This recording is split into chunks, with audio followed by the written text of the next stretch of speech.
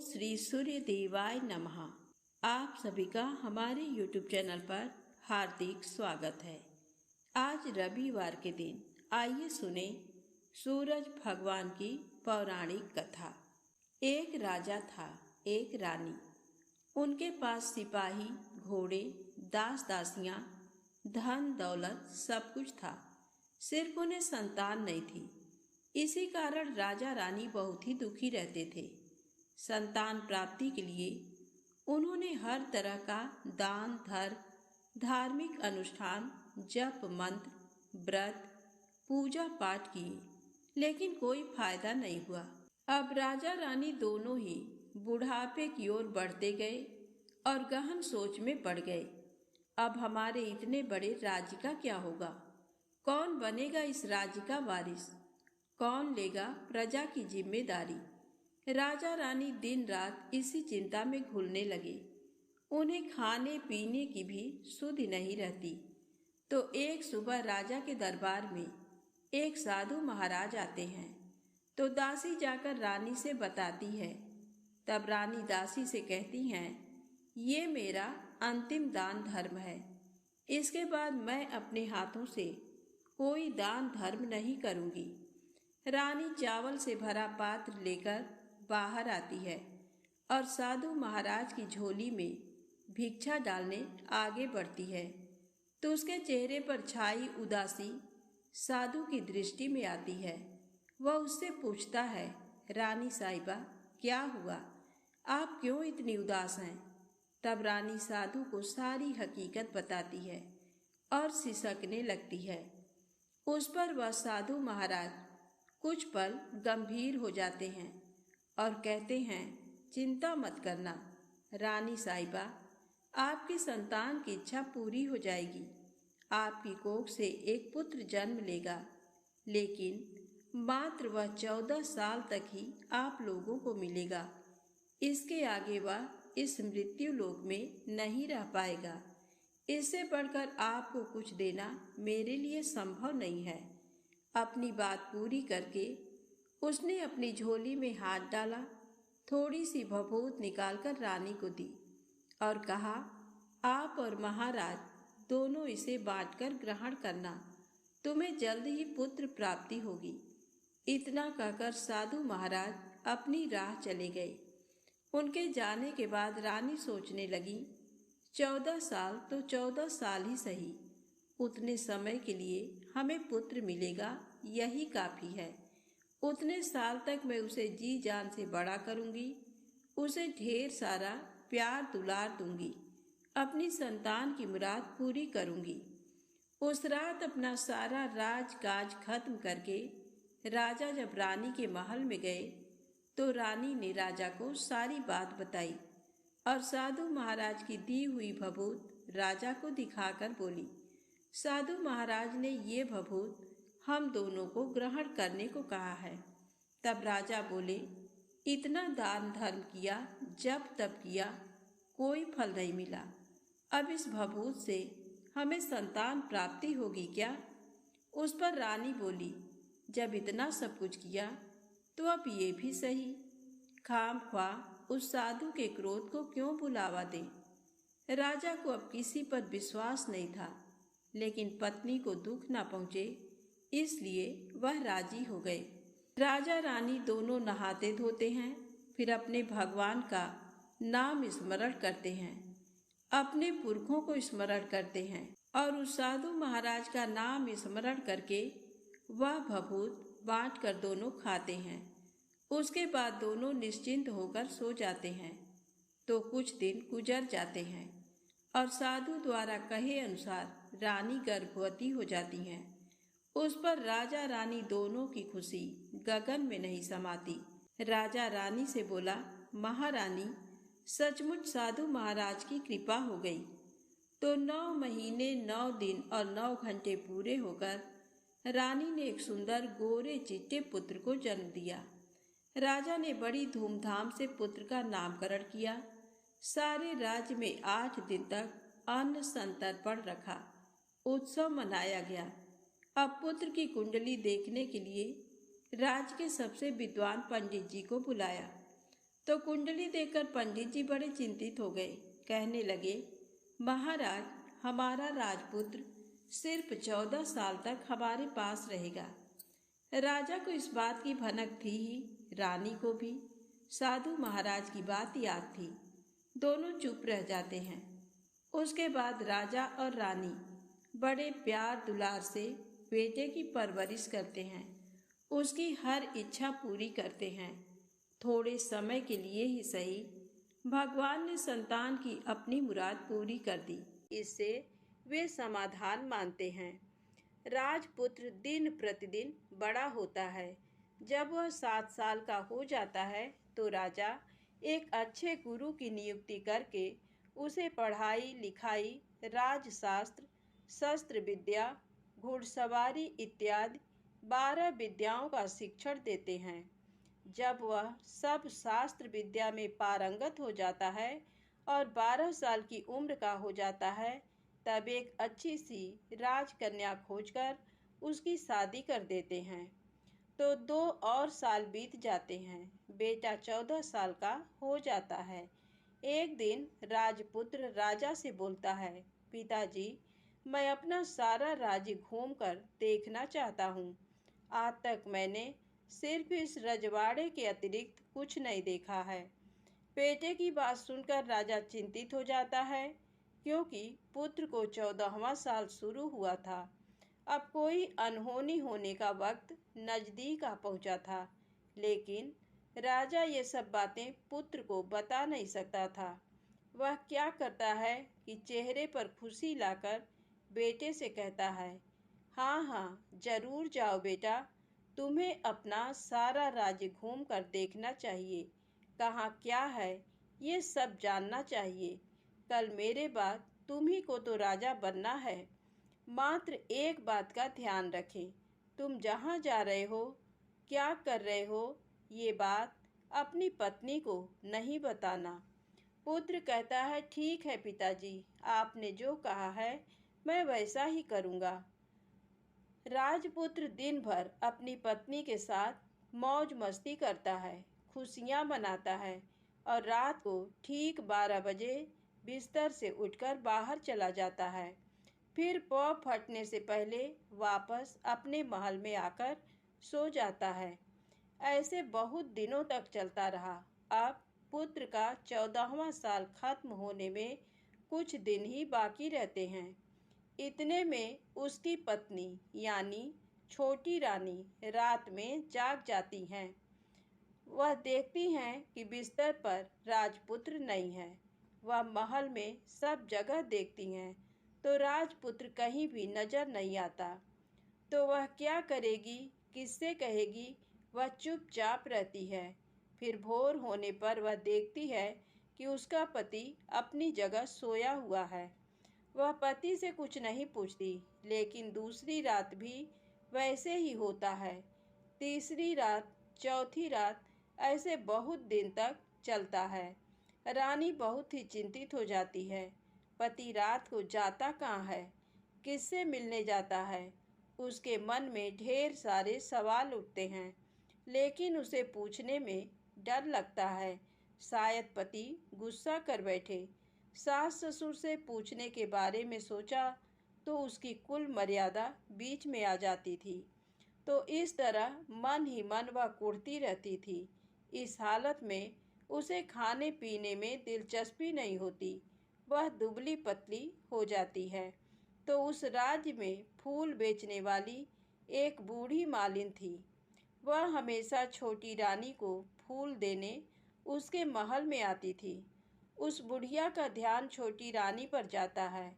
वह उससे पूछती है, बेटी, तुम्हें किस बात का दुख है? तुम इस तरह सूखकर कांटा क्यों बनी हो?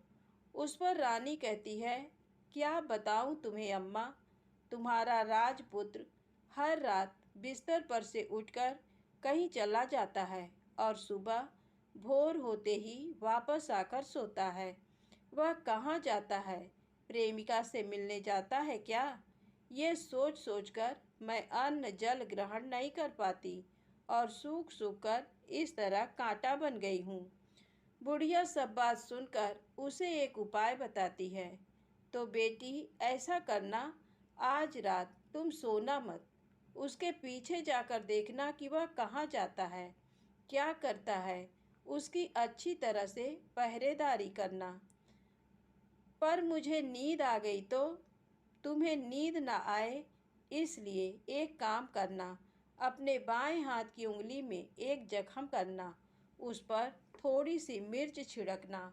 उससे तुम्हें बड़ी जलन होगी और उस पीड़ा से तुम्हें रात भर नींद नहीं आएगी। रानी बुढ़िया के कहे अनुसार करती हैं। उंगली की जलन से उसे बड़ी देर तक नींद नहीं आती, लेकिन बाद में वह सो जाती है। दूसरे दिन सुबह बुढ़िया फूल लेकर उसके महल में पहुंचती है और पूछती है, क्या हुआ बेटी, देख पाई पति कहाँ जाता है? रानी कहती है, नहीं अम्मा, पहले कुछ समय जलन के कारण मुझे नींद नहीं आई, पर कुछ देर पश्चात मैं सो गई। बुढ़िया कहती है, कोई बात नहीं, आज तुम उंगली पर पहले से थोड़ा बड़ा जख्म करना और ज़्यादा मिर्च लगाना। तो रानी वैसे ही करती है, परंतु वह सिर्फ पति के बिस्तर से उठकर बाहर निकलते वक्त तक जाग पाई। वह उसके पीछे नहीं जा सकी, क्योंकि उसकी आंखें उस समय तक मुद गई थी। दूसरे दिन सुबह बुढ़िया आती है तो उसने पूछने से पहले ही रानी रो कर कहती है, अम्मा, मैं आज भी उनकी पहरेदारी ठीक तरह नहीं कर पाई। बुढ़िया कहती है, रोना नहीं बेटी, सब कुछ ठीक हो जाएगा। तुम आज रात जख्म और बड़ा करना और उस पर ज़्यादा मिर्च छिड़कना, और एक काम करना, वह जब जाने के लिए निकलता है तो उसका रास्ता रोकना। बुढ़िया ने जैसा बताया रानी वैसा ही करती है। आज रात उसे नींद नहीं आती। पति रात 12 बजे बिस्तर से उठकर जब महल से निकलने के लिए चलने लगता है तो वह बुढ़िया ने जैसे बताया वैसे ही करती है। दौड़ कर जाकर पति का रास्ता रोकती है और कहती है, कहाँ जा रहे हो, किससे मिलने जा रहे हो, मुझे बताओ। राजपुत्र उसे समझाने की बहुत कोशिश करता है। देखो, अगर मैंने तुम्हें वह बताया तो मैं तुम्हें दोबारा नहीं मिल पाऊंगा। रानी कहती है, कोई बात नहीं, ना मिल पाओ, लेकिन आप रात के समय कहाँ जाते हो ये मुझे पहले बता दीजिए। राजपुत्र निरुपाय हो जाता है। पत्नी की जिद के आगे उसकी एक नहीं चल पाती। ठीक उसी समय उसका 14वां साल खत्म होकर 15वां साल लगने वाला था। जो होता है वह हो जाने दो, वह सोचता है, और कुछ चावल मंत्रों से सिद्ध करके पत्नी को देकर कहता है, इन चावलों के दानों को दोनों हाथों की मुट्ठी में पकड़ना। पहले दाएं हाथ में पकड़े चावल मेरे ऊपर फेंकना। मैं कौन हूँ तुम्हें पता चल जाएगा। बाद में बाएं हाथ में पकड़े चावल मेरे ऊपर फेंकना। मैं जैसा था तुम्हें मिल जाऊंगा, लेकिन यदि तुम बाएं हाथ के चावल मेरे ऊपर फेंकना भूल गई तो मैं तुम्हें कभी नहीं मिल पाऊंगा। रानी ने कहा, नहीं भूलूंगी।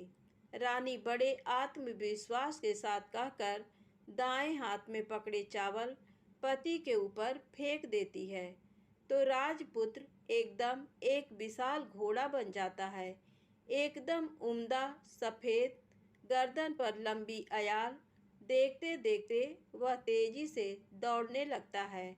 रानी उस घोड़े को एकदम भौचक्की होकर देखने लगती है और पति ने बाएं हाथ के चावल फेंकने की जो बात कही थी वह भूल जाती है।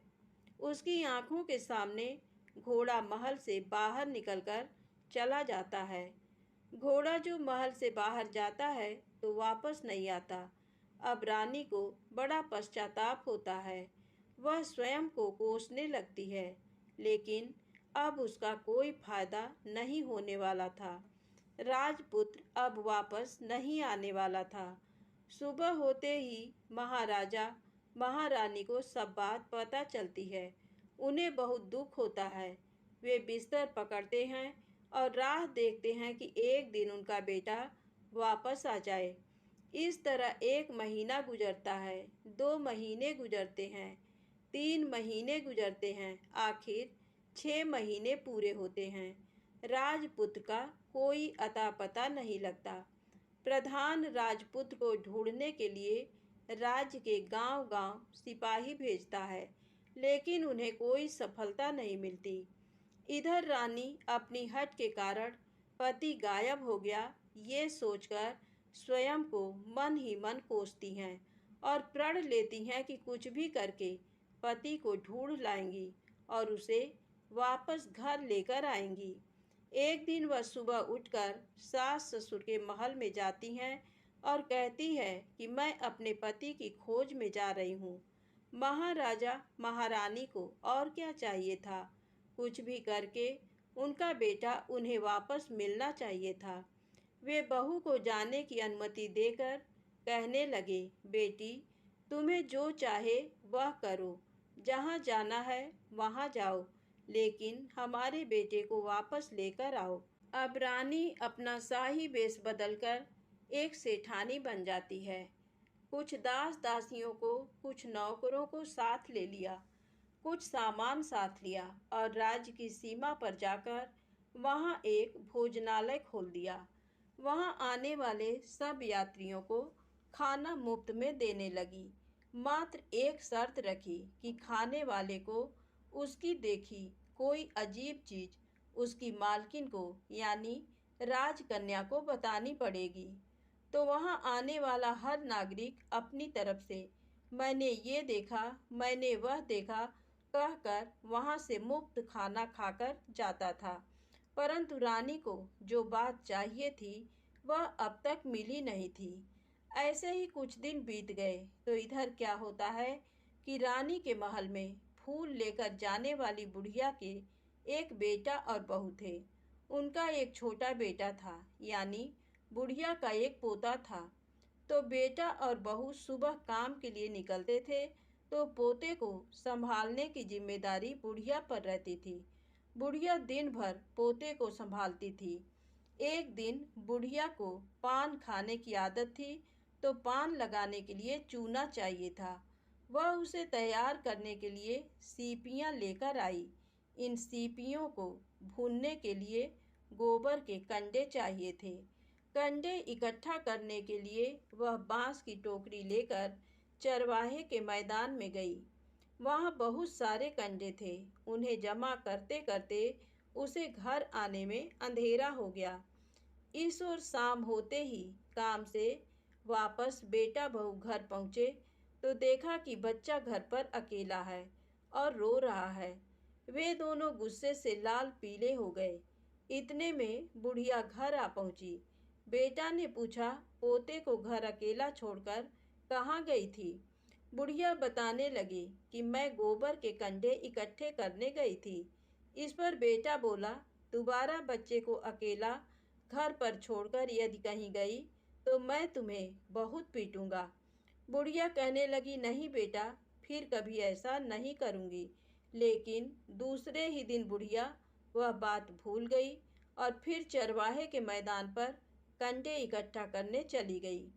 शाम को जब बेटा बहू काम से वापस लौटे तो देखते हैं कि बच्चा घर पर अकेला है और रो रहा है।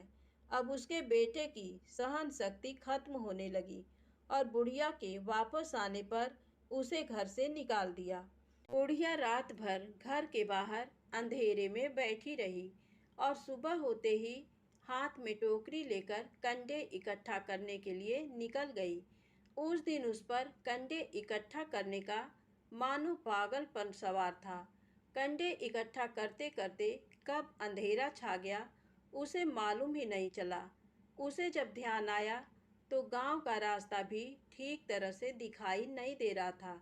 वह अंधेरे में आंखें फाड़कर देखती देखती किसी तरह आगे निकल पड़ी। तो होता क्या है कि एक कपिला गाय छन छन की आवाज़ करते, गले की घंटी बजाते ठुमक कर उस मैदान पर आ गई।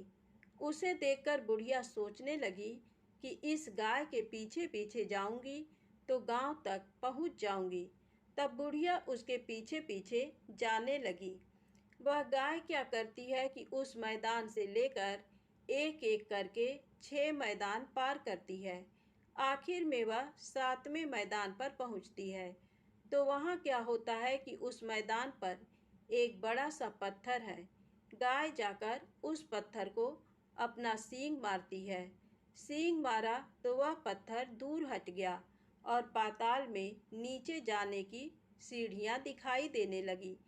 तब वह गाय उन सीढ़ियों से नीचे जाने लगी। बुढ़िया वह सब देखती रही और झट जाकर गाय की पूंछ को पकड़ लिया। पूंछ पकड़कर वह गाय के साथ नीचे पाताल में पहुंच गए।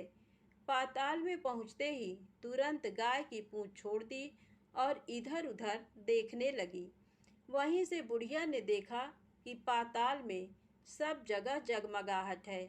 दिया दीप जलते हैं और तेज रोशनी गाय के ऊपर पड़ती है और वहां अद्भुत घटनाएं घटने लगीं।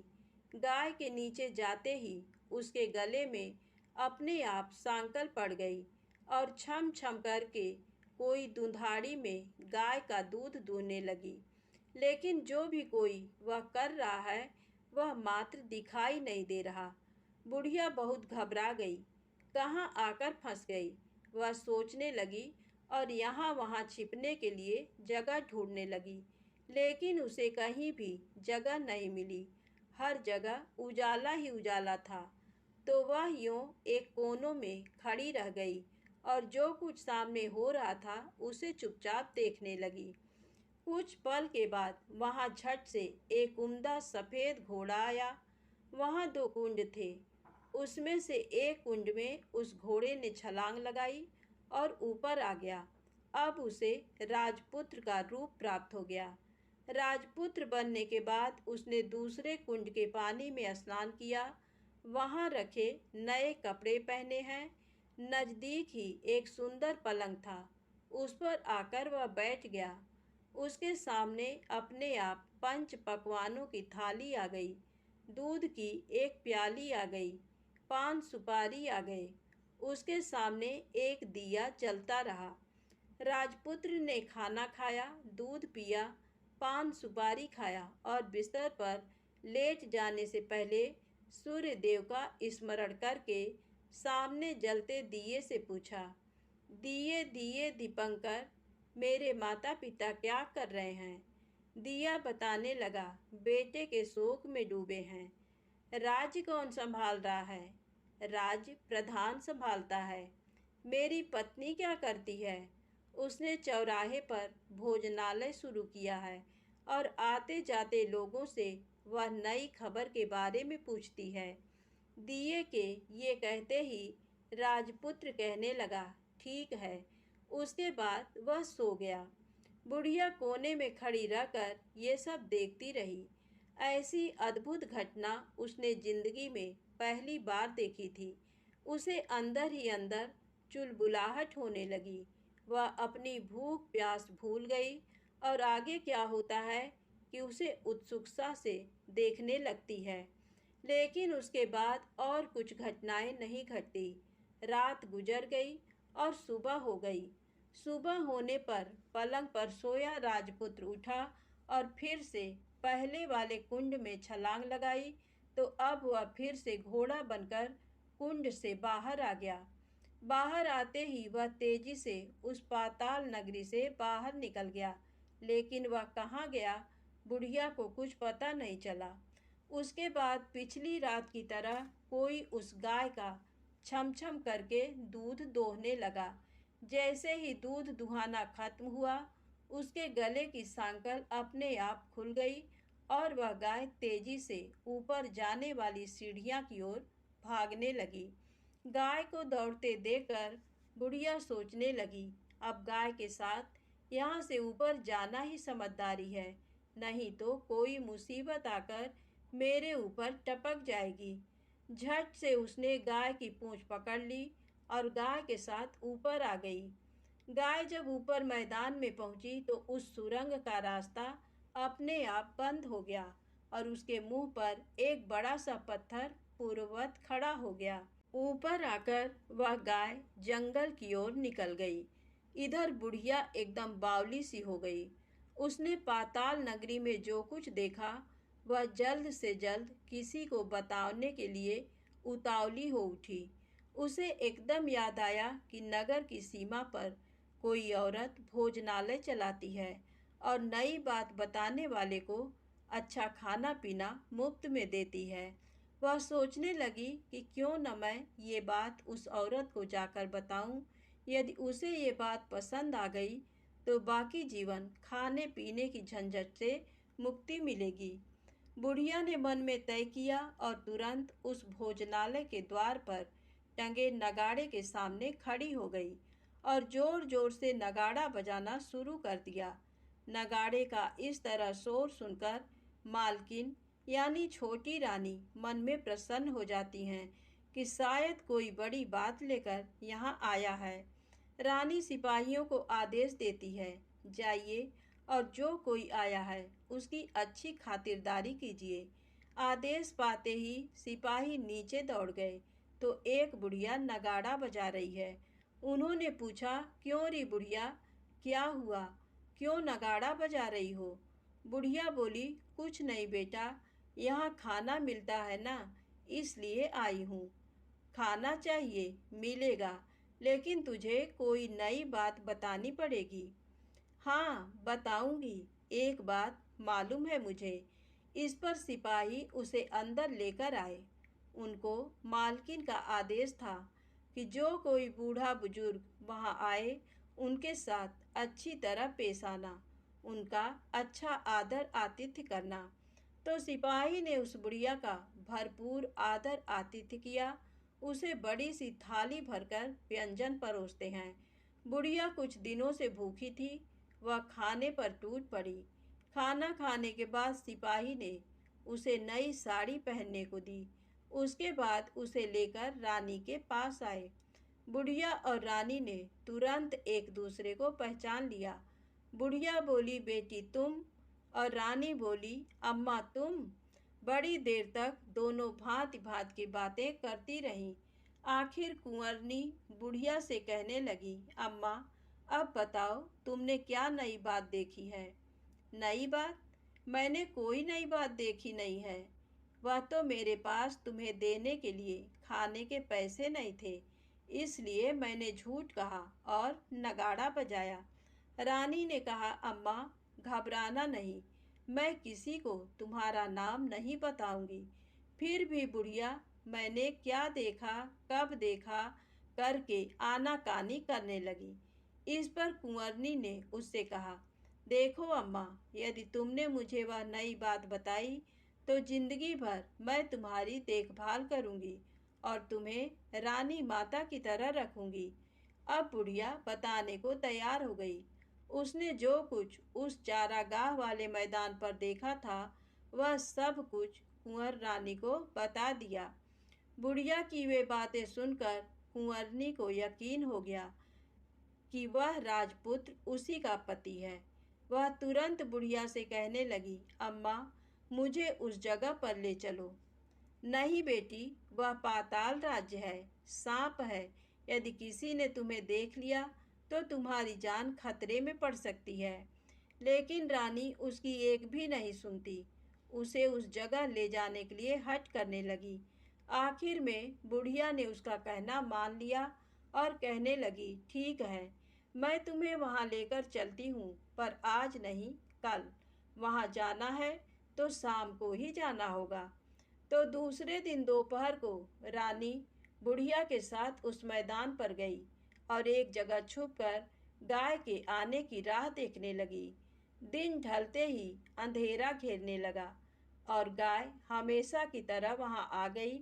मैदान के उस कोने में जाकर उसने पत्थर पर सींग मारा तो झट से पत्थर हटकर वहाँ सुरंग में जाने का रास्ता खुल गया। गाय उस रास्ते से नीचे उतरने लगी तो बुढ़िया रानी से कहने लगी, जल्दी आगे बढ़ो, हम गाय की पूंछ पकड़कर नीचे उतरेंगे।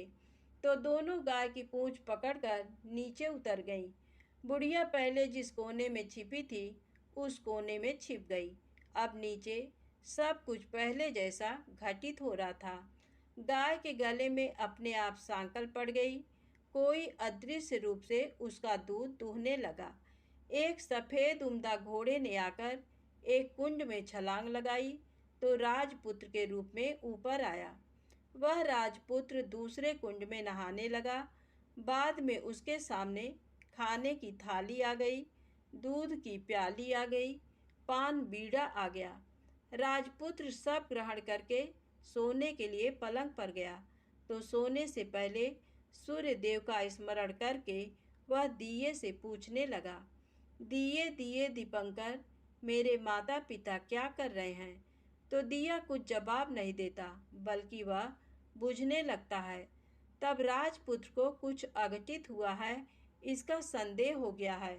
वह उदास हो गया और जो कुछ हुआ है वह हो जाने दो ऐसा सोचकर सोने के लिए बिस्तर पर लेट गया। अब रानी का संयम छूट गया। वह दौड़कर पति के पास गई और उसके पैर पकड़ने के लिए आगे बढ़ने लगी। राजपुत्र तुरंत ही पत्नी को पहचान गया। वह झट से पीछे हट गया और चिल्लाने लगा, नहीं नहीं, मुझे मत छूना, सर्वनाश हो जाएगा। रानी दोनों हाथ जोड़कर पति से अपनी भूल स्वीकार करने लगी। स्वामी, मुझसे भूल हो गई। मुझे आपसे नहीं पूछना चाहिए था कि आप रात को कहाँ जाते हो। मैं अपनी भूल स्वीकार करती हूँ। मुझे मेरी भूल की सज़ा मिल गई है। अब आप घर चलें।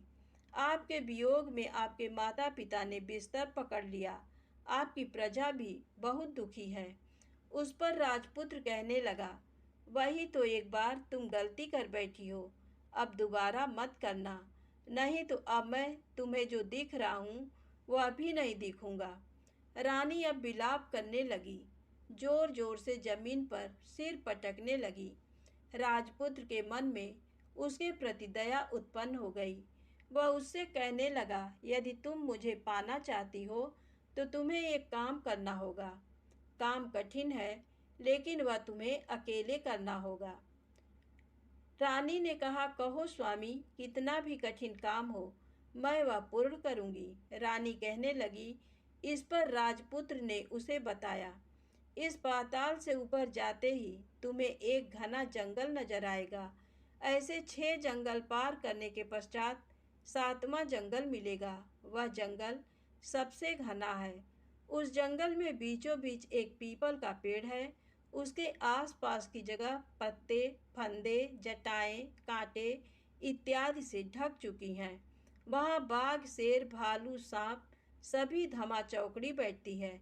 तुम्हें उन सबको भगाकर वह जगह साफ करनी है। उसको गोबर से लिपाई करके पवित्र बनाना है, रंगोली से सजाना है। उसके बाद वहाँ धूप, कपूर, अगरबत्ती जलानी है। फूल, कुमकुम से पेड़ की तने की पूजा करनी है। दूध दही से बने चावल का भोग चढ़ाना है। ये सब तुम्हें दोपहर को 12 बजने के पहले करना है। 12 बजने के समय तुम्हें उस जगह पर बैठकर सूर्य भगवान का ध्यान करना है। ठीक 12 बजे सूर्य भगवान का रथ वहाँ उतरेगा।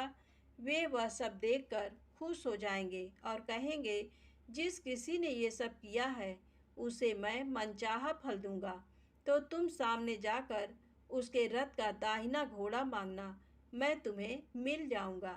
इतनी बात कहकर राजपुत्र अपने पलंग पर सो गया और छोटी रानी भोर होने की राह देखने लगी। भोर होते ही वह बुढ़िया के साथ गाय की पूंछ पकड़कर ऊपर आ गई। ऊपर आने के बाद वह बुढ़िया से कहने लगी, अम्मा, अब मैं अकेले ही आगे जाऊंगी, तुम भोजनालय वापस जाओ। वह जंगल में जाकर राजपुत्र की बताई जगह ढूंढने लगी और स्वयं आरी से वह जगह साफ कर दी।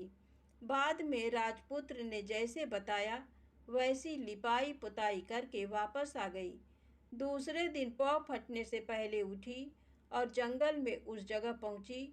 वहां जाकर इत्र, गुलाब का पानी छिड़क कर वह जगह सुगंधित की। धूप अगरबत्ती जलाकर उसे पवित्र किया और पूजा की। सब सामग्री वहां तैयार रखकर सूर्य भगवान का ध्यान करने बैठ गई। जैसा कि पति ने बताया था, दोपहर को ठीक 12 बजे सूर्य भगवान का रथ उस पीपल के पेड़ पर आकर रुका है। सूर्य भगवान ने जब रथ से नीचे देखा तो सुगंधित वातावरण देखकर वे बहुत प्रसन्न हो गए। फिर वे बोले, जिस किसी ने ये काम किया है वह यहाँ आकर आज मुझसे कुछ भी मांगे, मैं उसे दे दूंगा। रानी ने जब ये शब्द सुने तो बिना समय गंवाए दौड़कर उनके सामने आ गई और उनको साष्टांग नमस्कार करके बोली, भगवान, वह मैं ही हूँ, मैंने ही ये जगह साफ की है। अच्छा, तो तुम्हें जो चाहिए वह मांगो। भगवान, मुझे मुझे आपके रथ का दाहिना घोड़ा चाहिए। सूर्य भगवान बोले, नहीं नहीं, मैं तुम्हें और कुछ भी दे सकता हूँ, लेकिन ये घोड़ा नहीं दे सकता। मेरे रथ के 12 घोड़े हैं, तुम चाहो तो कोई और घोड़ा मांग लो, लेकिन ये दाहिना घोड़ा नहीं, वह मैं तुम्हें नहीं दे सकता। छोटी रानी एक नहीं सुनी, वह सूर्यदेव से एक ही बात कह रही थी, वही दाहिना घोड़ा दे दीजिए, नहीं तो मैं आपके पैरों में गिरकर अपनी जान दे दूंगी। अब सूर्यदेव धर्म संकट में पड़ गए। उन्होंने वचन दे दिया था, अब अपने वचन से पलट भी तो नहीं सकते थे। तब सूरज भगवान ने बोला, मैंने तुम्हें घोड़ा दे दिया, लेकिन घोड़ा तो दिया है, वह तुम्हें यहाँ नहीं मिलेगा, तुम्हें उसे पाताल में जाकर लाना होगा। रानी बोली, पाताल में ही क्या भगवान, मैं उन्हें पाने के लिए कहीं भी जा सकती हूँ। रानी को वचन देकर सूर्यदेव अपने मार्ग चले गए और इधर रानी जंगल से अपने भोजनालय में आ गई। फिर वह बुढ़िया को लेकर उस मैदान पर आ गई। जल्दी ही शाम हो गई। शाम होते ही वहाँ वह गाय आ गई और उसने सींग मारकर सुरंग का पत्थर हटाया तथा नीचे उतरने लगी। रानी और बुढ़िया जल्दी जल्दी उसकी पूंछ पकड़कर नीचे उतर गईं। नीचे पाताल में सब घटनाएं पहले की तरह ही घटने लगीं। घोड़े का एक कुंड में नहाकर राजपुत्र बन जाना, नहा धोकर पलंग पर जाकर बैठना, तो उसे खाने की थाली, दूध की प्याली आना, पान बीड़ा आना। लेकिन आज एक बात नई घटी। आज दो दो थाली, दो दो दूध की प्याली, दो दो पान बीड़े उसके सामने आए। वह कुछ नहीं बोला। अपने हिस्से की थाली खाकर, दूध पीकर और पान बीड़ा चबाकर वह सोने चला गया और हमेशा की तरह दिए से पूछने लगा, दिए दिए दीपंकर, मेरे माता पिता क्या करते हैं? दिया ने बताया, वे दोनों तुम्हारे शोक से मरने की स्थिति में पहुंच गए हैं। ऐसा झट से उसकी आंखों से आंसू टपकने लगे। फिर वह पूछने लगा, दिए दिए दीपंकर, मेरा राज्य कौन चला रहा है? तुम्हारा राज्य प्रधान चला रहा है और वह सब कुछ हड़प चुका है। वह प्रजा पर बहुत अत्याचार कर रहा है। सुनकर राजपुत्र को बहुत गुस्सा आया। वह गुस्से से अपनी मुट्ठी भींचने लगा। अब वह पूछने लगा, दिए दिए दीपंकर, मेरी पत्नी क्या कर रही है? अब दिया कुछ नहीं बोला, चुप रहा। अब रानी का संयम जवाब दे गया। वह दौड़कर पति के गले लग गई। अब मैं तुम्हें मिल गया, राजपुत्र कहने लगा। सच कहते हो, अब आप फिर से घोड़ा तो नहीं बनेंगे? नहीं, दोबारा घोड़ा नहीं बनूंगा। तुमने जो इतने सारे कष्ट उठाए हैं मुझे पाने के लिए, इसलिए सूर्यदेव ने मुझे सदा के लिए घोड़े के जन्म से मुक्त कर दिया है। राजपुत्र ने बड़े प्यार से कहा और उसे गले लगाया, उसके आंसू पोंछे। कुछ देर पश्चात भोर हो गई तो गाय की श्रृंखला टूटकर वह ऊपर भूलोक जाने लगी। रानी, राजपुत्र और बुढ़िया उसकी पूंछ पकड़कर ऊपर आ गए। ऊपर आने पर वे सीधे भोजनालय में पहुंचे। वहां का सब सामान लोगों में बांट दिया और उसको ताला लगाकर अपने राज्य में लौट गए। राजपुत्र वापस आता और उसके तेवर देकर प्रधान घबरा गया। राजपुत्र ने उसे बंदी बनाकर कैद खाने में डाल दिया और राज्य की बागडोर अपने हाथ में ले ली। उसके बाद वह अपने माता पिता को मिलने उनके महल में गया। तब राजपुत्र क्या देखता है कि उसके माता पिता उसके शोक में अस्थिपंजर बने हुए हैं। पुत्र को वापस आया देखकर मरड़ा सन राजा रानी की आंखों से टप टप आंसू बहने लगे। इन दोनों ने पुत्र को गले लगाया, उसे प्यार से सहलाया। इतना होने के बाद उनके सेहत में एकदम सुधार आने लगा। वे अब बिस्तर से उठकर बैठ गए हैं। पुत्र को आशीष देने लगे। राजपुत्र के आने की खबर तुरंत राज्य भर में फैल गई। प्रजा खुशी से फूली नहीं समाई। प्रजाजन राजमहल के सामने इकट्ठे हो गए। राजपुत्र ने भी उन्हें दर्शन दिए और आज से उन्हें कोई दुख नहीं पहुंचाएगा, ऐसा वचन भी दिया। अब राजा अपने पुत्र का राज्याभिषेक करके उसे सिंहासन पर बिठाता है और बहू को महारानी का दर्जा देता है और स्वयं अपनी पत्नी के साथ ईश्वर स्मरण करते खुशी से दिन बिताता है। महाराजा बना राजपुत्र अच्छी तरह से राज्य चलाने लगा और अपनी पत्नी के साथ सुख शांति से जीवन बिताने लगा। उस बुढ़िया को रानी ने अपने पास ही रख लिया। उसकी अच्छी तरह से देखभाल करने लगी। बुढ़िया और उसके बुढ़ापे के दिन खुशी से गुजरने लगे। प्रेम से बोले, सूरज भगवान की जय हो।